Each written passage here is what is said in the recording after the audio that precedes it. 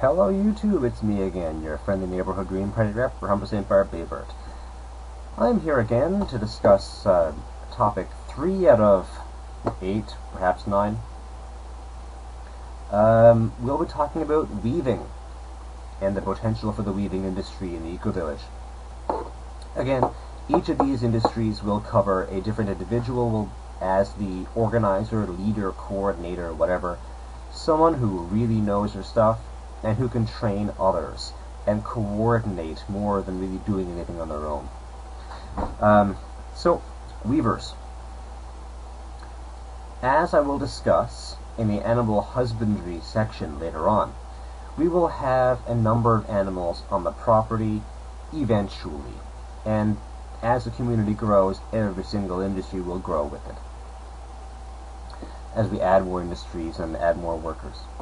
Now, at present, we're going to have cashmere goats, first and foremost for their fiber, second of all for their meat, and their milk, and their offspring.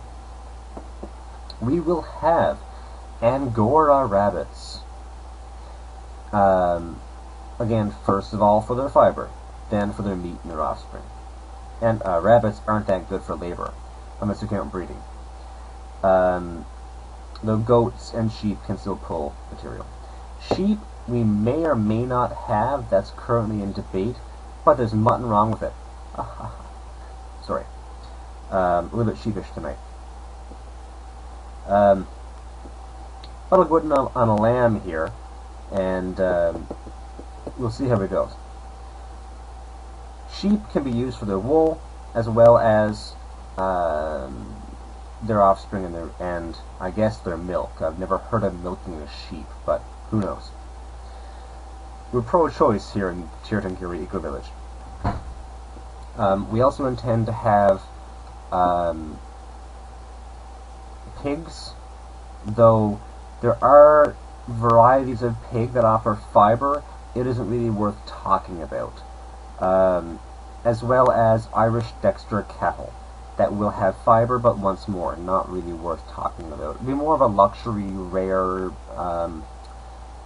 niche item than it will be a regular thing. But focus right now on wool, Angora, and cashmere.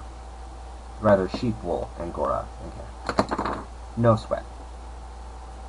The idea is that the weaver will be one of the most intensive or exhaustive industries in the entire eco-village, because you'll need someone probably of the animal husbandry department, again, that'll be discussed in video 5, we're currently in video 3, to shear the animals before or after slaughter, depends on the animal. And yes, we will actually be producing meat because the human digestive system does indeed favor meat protein over pure vegetarianism. I don't care what you say. We're omnivores by genetics. However, we are pro-choice, so if people do indeed come to the eco-village and prefer an all-vegetarian or, God help us, vegan diet, we will cater to those individuals and provide for them menus for all occasions.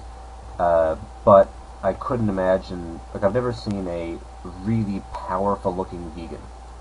They may well exist, it's not my experience. Anyway, step 1. We will have people shearing the animals and producing fibrous bats. The bats are then applied into carding machines.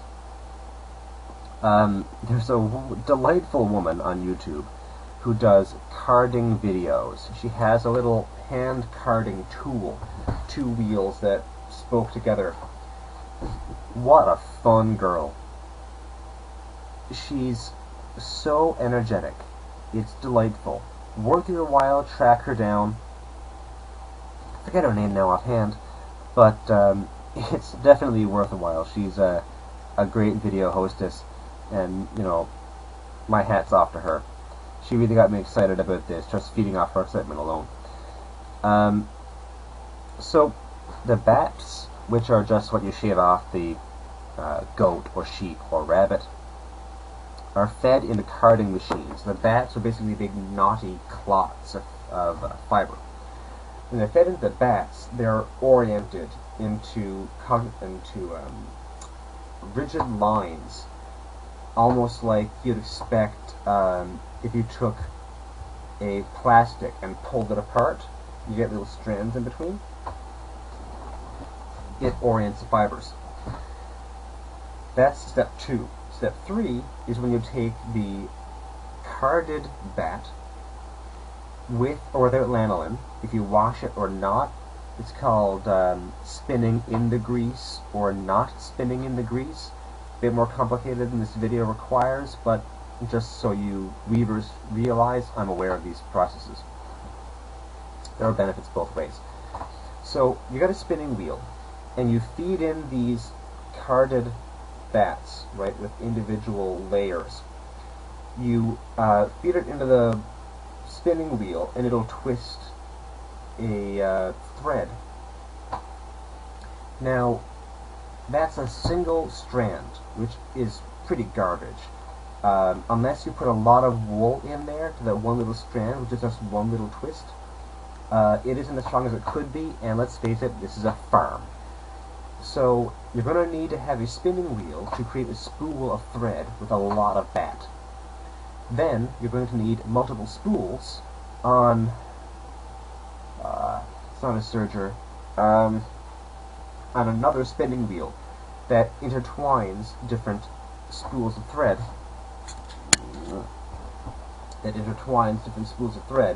To form the twisted fiber.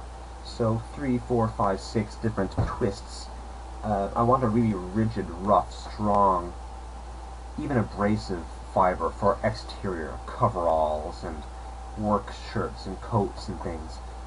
For undergarments, t-shirts and socks and other, I would want softer stuff. To be continued. But we want to create threads. But now that you have threads, you're not going to knit thread into clothing. So we need to build looms. Step 4. From shaving to carding to spinning into looms. Now I have found some beautiful treadle looms online. I'm sure many of you have had grandparents or great-grandparents who had these great big cast iron Singer sewing machines with a great big pivot treadle device that made the needle pop up and down and do the whole thing. Those were beautiful inventions. I've got to get a couple for the project. But that's step 5. So I want to have a treadle device where you can a loom. Once you thread it properly, depending how wide you want, you run threads from the cradle, which is by your chest. I forget the actual terminology.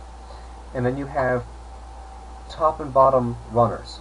Each runner has a thread, I guess for my fingernails, to the base by your stomach. And as they work, they fire up and down. Okay, you tap your foot down, and the whole thing moves. And you basically get this fanning motion, right?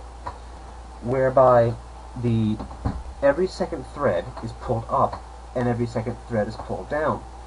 You then fire a shuttle, which is basically a spool of thread, in between them, and they switch. You push it back, they switch. You push it back, you switch. And so on until you make the entire thing.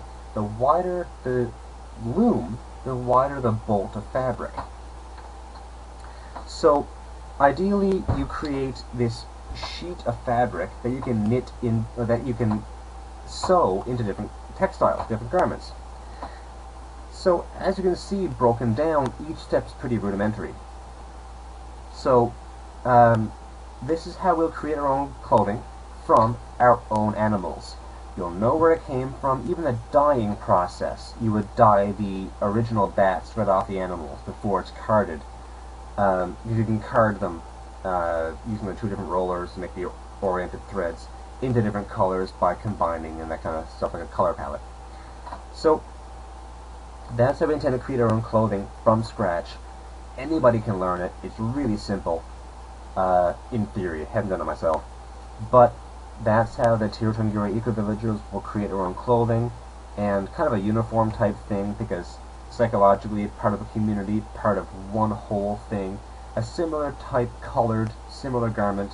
If we all wore green coveralls, all the farmers, it would create more of a unity and that kind of thing. We aren't a military unit, but it's the principle of the thing. I won't get into that right now. So that is weaving in its entire process, and now on to the healer, the first aid shack. So I'll see you all in the next video. Thanks for watching.